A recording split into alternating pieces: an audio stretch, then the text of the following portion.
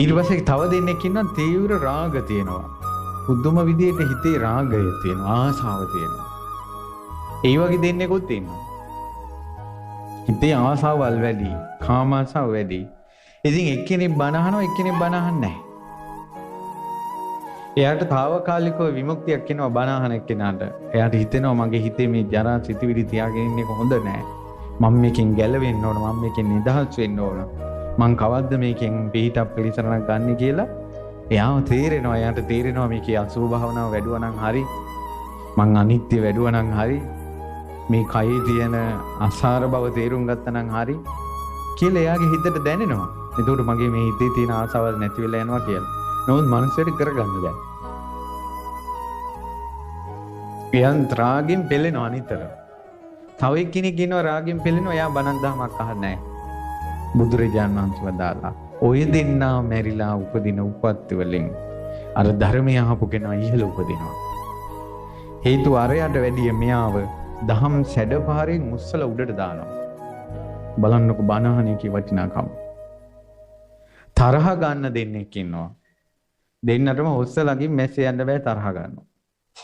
එක්කෙනෙක් බණ අහනවා, එක්කෙනෙක් බණ අහන්නේ නැහැ. අර බණ අහන එක්කෙනාට හිතෙනවා තරහ ගන්න එක හොඳ නෑ, මම මෛත්‍රී වැඩුවා නම් හරි. අනිතක ද්වේෂය තමයි අයහපත පිණිස පවතිනවා කියලා දැන් මෙයාට අර ද්වේෂයේ තියෙන ආදීනව තේරෙනවා. නමුත් බණ ඇහුවට, මෛත්‍රියට ආශා කළාට එයාට තරහ ගන්න එකෙන් නිදහස් වෙන්න බෑ, නිතර තරහ යනවා. එතකොට බණ අහපු නැති කෙනා තරහ ගන්න, බණ අහපු කෙනා තරහ ගන්න, ওই දෙන්නන්ගෙන් මරණින් මත්තේ බණ අහපු කෙනා ඉහළක උපදිනවා. ඒකට හේතුව අර බණ අහපු වෙලාවේ යාට ලැබිච්ච සැනසෙල්ලේ විපාක. මේ විදිහට හිත විසිරිච්ච අය, මේ විදිහට ලෞතුරා තථාගත සම්මා සම්බුදුරජාණන් වහන්සේ පුරුෂ පුජ්‍යල පරෝපරියත් ඥාණයෙන් දකිනවා මේ මොහොතක් ධර්මයේ ඇහුවත් ඒකේ තියෙන ආනිසංස ගැන. ඒ නිසා ඔයාලා ඊටමත් සතුටින් ওই දරුවෝ මොනවා කිව්වත් අනිවාර්යෙන් ගෙවල් වල කියනවා. මොකද මට හොඳට ඇහිලා තියෙනවා ඒවා. මොකද මම ගමක හිටපු කෙනෙක්. ඒ වගේ මම තරුණ වයසේ මහාන උනේ. ඒතර මිනිස්සු කියන දේවල්, ගම්වල දේවල් මගේ කනට ඇහුණා, ඇස් වලට පෙනුණා. මිනිස්සු බණක් අහන සිල් ගන්න මිනිසයාගෙන් පොඩි වැරද්දක් වෙනකල් බලාගෙන ඉන්නේ. කෝ ඉතින් උඹලා බණ අහන අයනේ, උඹලා සිල් ගන්න අයනේ, කෝ උඹලගේ වෙනසයි කියලා හැම වෙලාවෙම චෝදනා කරනවා, හින් පාස් කරනවා. අනේ කියන මිනිස්සුම කියාගත්තා වේ.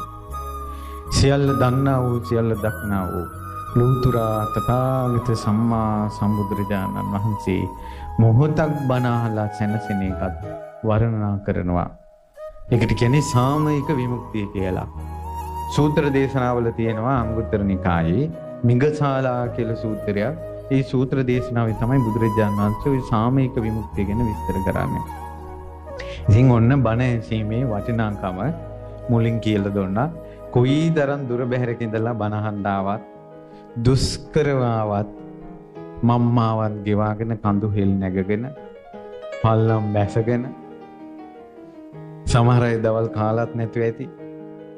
ඒ නිසා ඒ වගේම මේ පිරිස අතර දෙරපිලා මේ කැලයක් අස්සේ තියෙන අසපුවක්, කැලේ මැද හඳ මඩලක් වගේ එක තැනක විතරක් මේ ශාලාවක් හදලා.